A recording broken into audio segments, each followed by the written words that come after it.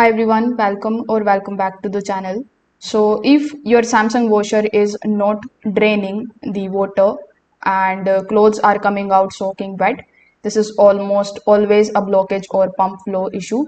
So in today's video, I'm going to be showing you the practical fixes based on the real causes. So before opening anything, you just have to remove the water inside the drum. For that, you can simply use emergency drain hose at the bottom front or manual emptied.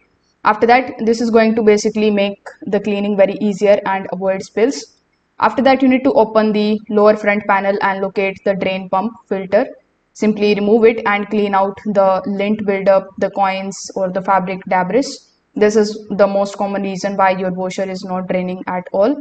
Now you need to also check the hose behind the washer and make sure that it is not kinked or twisted or knocked internally. After that, you can also run a drain or spin cycle and listen to it.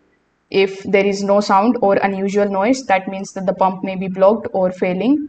Now, if your washer drains into sink or pipe, just make sure that the drain line is also not clogged because a blocked pipe will stop the water from exiting the washer. Now, too much detergent can also create foam buildup. So, foam can then slow down the drainage and confuse the sensors. So, you need to always use the recommended amount. Now, even after doing all of these steps, nothing is working for you. You can just simply do a quick reset, in which you just have to unplug your washer and then wait for about 2 to 5 minutes. After that, plug it back in, run a drain cycle.